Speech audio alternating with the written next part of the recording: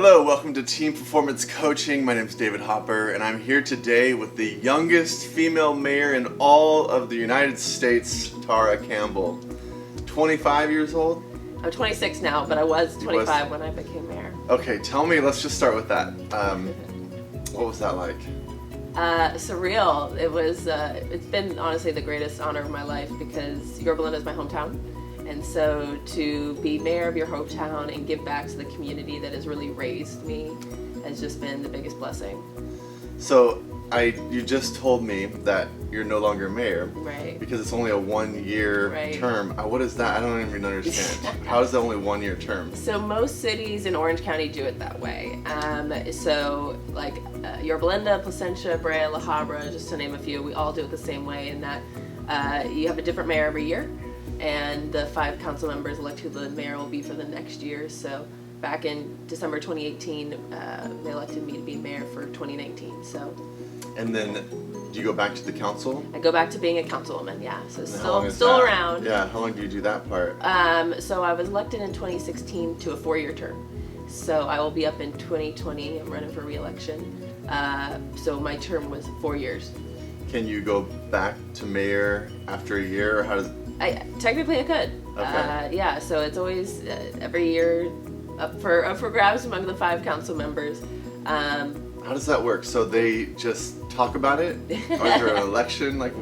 Yeah, so on the council meeting, somebody will nominate somebody to be mayor, and they have to get a second, and then the council votes.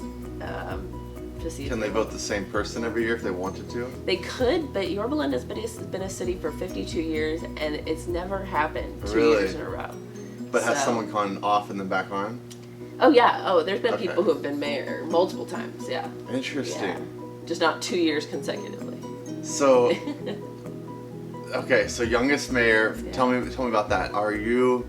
Have you always wanted to be mayor? Is that kind of the plan? No. I never thought I would be mayor. Walk me through the plan. I know. Well, I was growing up in Yorba Linda. I was a big sports person, avid sports fan, avid athlete. And so I went to USC because I wanted to be a sports journalist, and I got to report on the sidelines for USC. It was so cool. But then I thought, I better broaden my journalism experience. So I was going to go intern for C-SPAN in Washington, D.C., and that internship actually fell through. And this was one of the many times that God revealed He had a plan. I just didn't know it yet. Yeah. And so to trust in Him, and I ended up interning for a bipartisan nonprofit trying to get members of Congress to work together on legislation, some common sense legislation, and really loved that internship. Thought I was doing all this great work, and then the government shut down, and that was in 2013 over healthcare. Came back to Yorba Linda, and our city council was actually in the midst of a recall. And so I realized that gridlock that I saw in DC could happen on the local level too. And I was like, okay, if I want to see a change, I better be part of that change. So I totally shifted gears, ended up getting my master's at USC, got involved on the Parks and Recreation Commission in Yorba Linda. And then, I don't know how it happened, but then I was mayor of my hometown. Because you got elected just to the council. Yes. So when someone elects you to council, they don't even know they could be electing you to mayor. Yeah. That's interesting. Yeah. I've never heard of that before. Well, so yeah, and they make it so complicated because every city's different, right? So in Anaheim or Irvine, you run for mayor. Right. Right? And you run for city council. But in Yorba, again, like majority of cities in Orange County, you run for city council, and then the city council elects who the mayor is. Fascinating. Yeah. Okay, so now that you've been mayor, you've had a taste of it. Is there a next kind of okay, now I know, what's the next 5 years look like? Well, I'm running for re-election November 2020, so I'll be on the ballot for that. Because I know that there's still a lot more work to be done. We've made so much great progress here in Yorba Linda. You're seeing the town center finally built, a new library arts center, just a lot of great things happening. Yeah. But there's still a lot to be done. So that's definitely the next 5 years. Okay, so you're thinking, and it's probably hard in politics to describe, then I'll be doing this, then I'll be doing this. Oh, yeah. Yeah. Plus people, they want you all in that moment anyway, right? Right. I mean, that's what I wanted to do in my time as mayor and my time on city council, is do what's best for Yorba Linda. And I'm proud to say everything I campaigned on in 2016, I've been able to accomplish already. So It's a great city. So I live in this city. Yeah. My kids go to all the schools. So yeah, it's really been fun. What would you say the biggest win's been for you as mayor? Ooh, so many things. I'll highlight one thing that I started. I think the two really big successes for the entire city have been obviously the opening of the town center, which has been over 20 years in the making. I've heard that. Yeah, and obviously the groundbreaking of the library and art center, which has been many years in the making as well. It looks like it's going to be gorgeous. And it's still on track. Can you believe a construction project is on track? So summer 2020 that'll be open, and so those are obviously the biggest two successes for the year. But something I started too that I'm really proud of and I'll be continuing is the Young Civic Leaders Academy, which is for high school students in Yorba Linda to come participate in a 6-week program, hour and a half after school, each week going over a different aspect of city government. And it's providing them with a nonpartisan, hands-on, positive experience to have them get involved, because I just fear that our next generation is looking at the national level and saying, oh my gosh, I don't want to get involved in that at all. Yeah. And so I want to show them a way that they can get involved in a positive way. And oh my goodness, they have just taken it and run with it. And I'm so proud of the students that have already done it. So we're going to continue to keep doing that. That sounds great. I take my daughter to high school every morning, and I have podcasts about the news. So the latest news for the day is rolling in my car. And, for the past 2 weeks, actually maybe longer, it's just impeachment. Yeah. It's like every day there's just awful news. You would think nothing else is happening. Yes. Yeah. And I just thought, man, what does the government even do? You just get so frustrated. Right. Somehow we elect and pay for this fight to happen every day. And so that's good. It's good to show them another route. If someone wants to get involved, how do they do that? If they want to participate in the Young Civic Leaders, they can email me. So we have a spring session and a fall session. So we're coming up on our spring session that'll be starting, or the applications will be going out beginning of January. So they can follow on my social media or send me an email and I'll send them the application. And the application is the students just do a video about why they would want to be in the program. And we had 20 students this last one, 14 the first one. And students from, doesn't matter if you go to public, private, homeschool, just that you wanna learn something. And it is about showing all the different things, like you're learning from your police and fire, or how to do parks and planning, or they go meet with business leaders and how to start a business and how it interacts with the city. So different aspects that you might not be hearing on the radio all the time, right? No, that's great. Yeah. And we'll have all that pop up so you guys can check out those links. Okay, biggest thing you tried to do and it didn't happen. You had people come against it or something. That is a great question.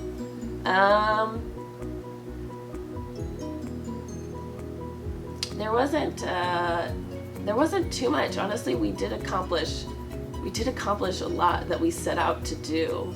Come back to me, David, on that one. I'm trying to think of If it pops in your head, it totally will, like mid. Exactly. Yeah.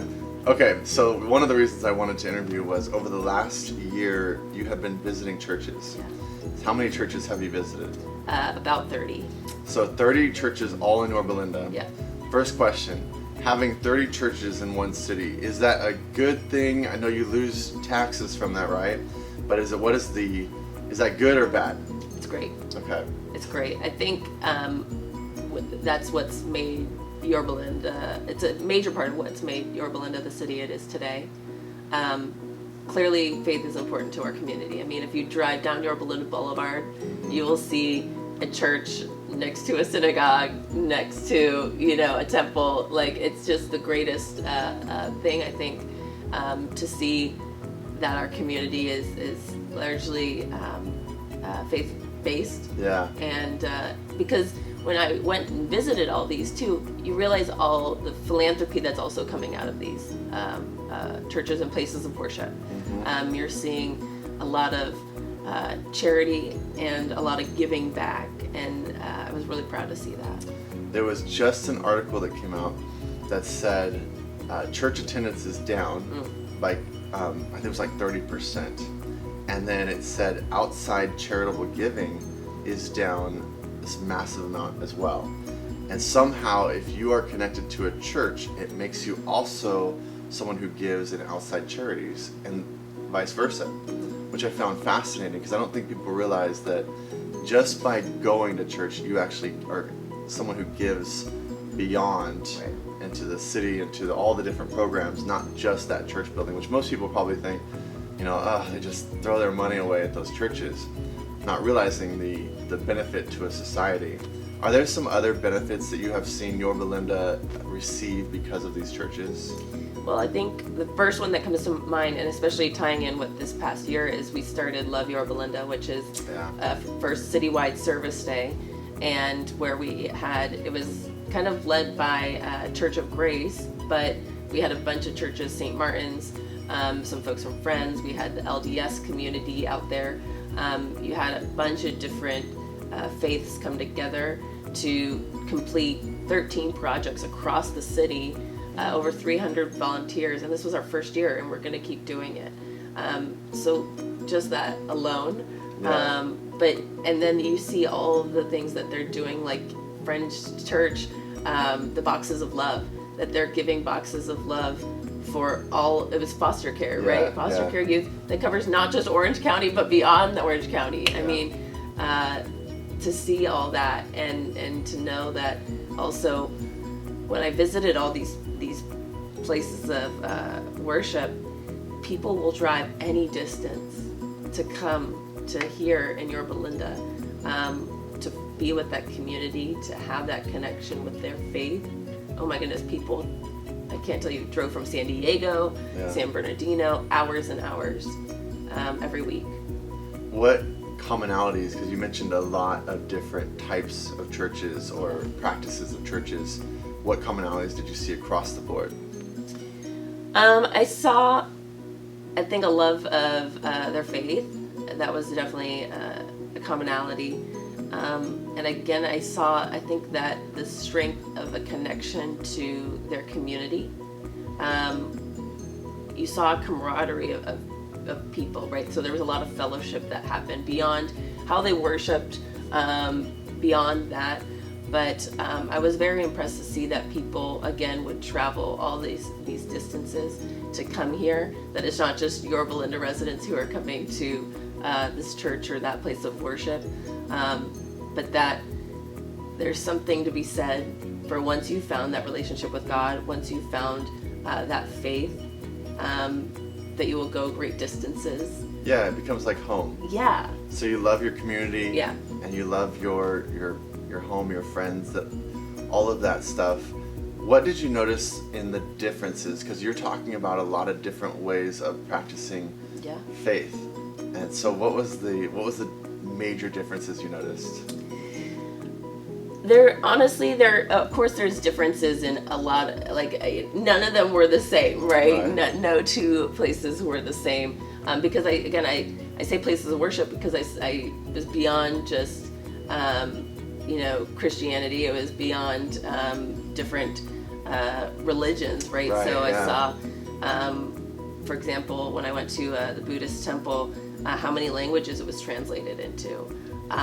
It was translated to Japanese, Chinese, Spanish, and so there was a lot. Like I went to the Danish Lutheran Church, which there's only 2 Danish Lutheran churches in the entire United States. Really? Yes, and one is here in Yorba Linda, the other one's in New York. That has a Danish service. Which means it's in the language of what is the language? Danish from Denmark. Really? Yeah. I didn't want to say some random language. No, and then I went to Pope John Paul II. That's a Catholic church, but it's a Polish center, and so they have a Polish. I mean, the number of languages that are spoken even here beyond just different religions. Practicing, obviously, I went to the Coptic church, which is a 4-hour-long service. So there's all those different aspects of how people worship. Also, a lot of different languages spoken. So obviously those differences. But again, I think that there's something stronger that connects us all, and that's that faith is important to us. It's a big part of our life. What about style of worship? Was that all across the board? Yeah. Oh, everything from a lot of either mantras or singing. I would say actually singing or something of that nature was kind of a commonality that almost everyone had, if I think back on it. So everyone sang. It was just a matter of kind of like hymns versus modern worship type stuff. Yeah. Versus more of a mantra. Yeah. Interesting. Okay. What about the speaking? Was the speaking very similar? You said one though was significantly longer. Yeah. Were there shorter like? I think that's more. There was more obviously rituals or ways that they've done it. But yeah, now that I think about it, very much so some sort of singing, and so I think there's something to be said for that. If I think back on it. So was it pretty much the same style of you walk in, you greet some people, you have a few ritual kind of things, but then there's singing, message, over? Is that kind of like the basics of everyone, or were there some that was just so different? Obviously everyone, you come in, you greet, and they were all kind of different in terms of more rituals than, and it was broken up sometimes different. I think a lot of them had the similarities of those different aspects, in different orders, or more of those ceremonial aspects. I'm really curious about this subject. So, what were some of the? You don't have to say the names, but I'm rifling through 30. I know. So I'm like, let me try to compare 30. Right, and I want to know like what sometimes people don't realize is the ugly couch they have in the hallway. Meaning, you know there's an ugly couch, but you come up week after week after week, and all of a sudden you forget about the ugly couch. You forget about certain things. Whereas a new person walks in, they see the ugly couch and they're like, why would they have an ugly couch here? Right. But when people come to something over and over and over again, they forget about the ugly couch and they're like, it's just the ugly couch. You were a first-time visitor at 30 churches. I want to know those moments of what in the world, like just that, why is that there? Or why do they do that? Or what were those kind of like surprise moments that I think would help us just remember the new person walking into our services? Yeah. Does that make sense? Yeah, no, it makes total sense. Although, for me as a new person walking in, I really didn't have any, there was no judgment as to what, and honestly, if there was something that I thought was something different or new to me, every place I went to, they were so kind to have somebody with me who was explaining all the pieces that were going on, and I so appreciated that, because even if it was something that maybe I might have already known, to hear their perspective of why they were doing this or what this symbolized was so great, because I could tell you a million things. Like when I went to the Coptic church, the woman was telling me so much history even behind the artwork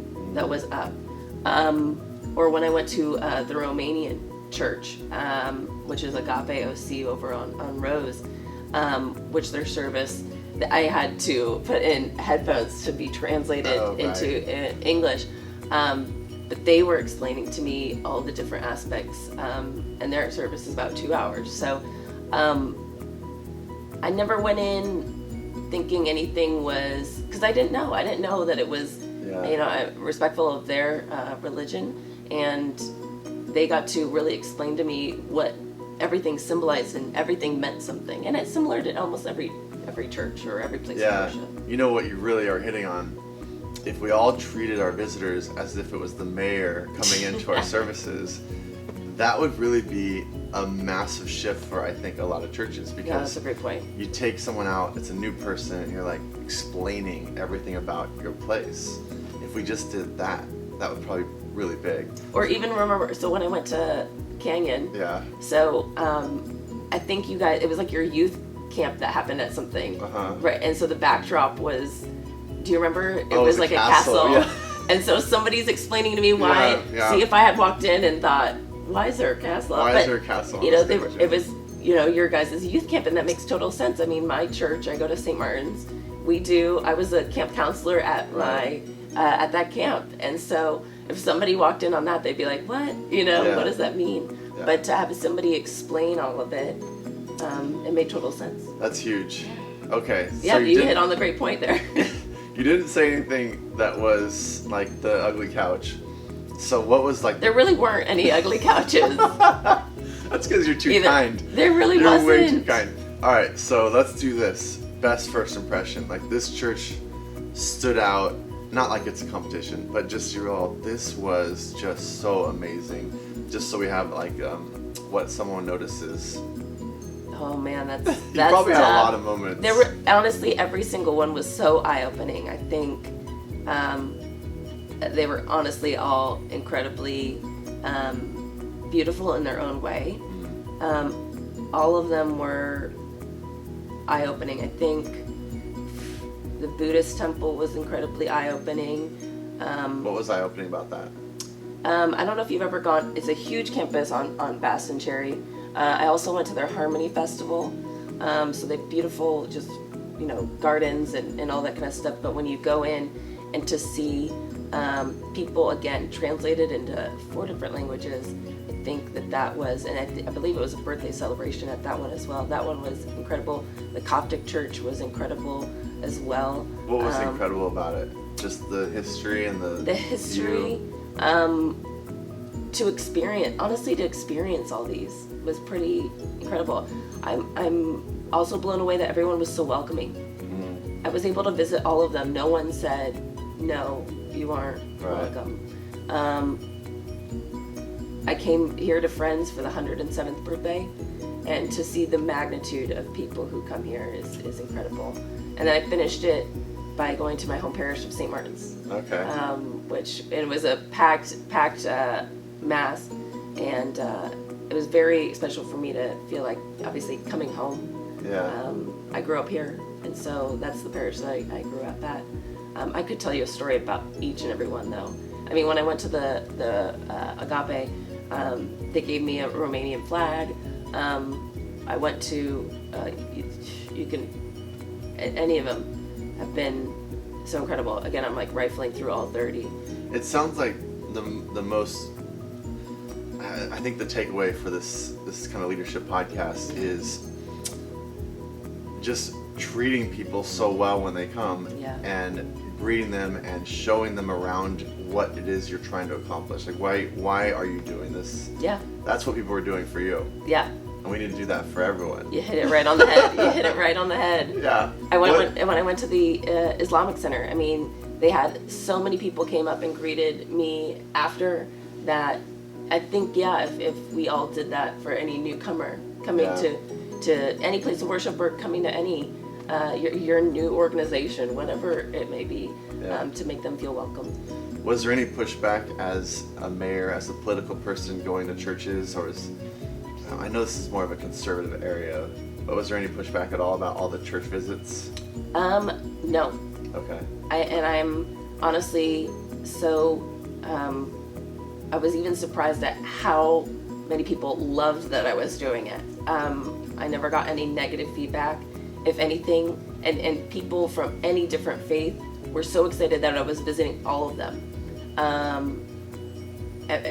I think that's what was so incredible about it, was that people were excited to see that I was visiting every single one, and trying to bring in that inclusivity and welcoming, and also showcasing the history.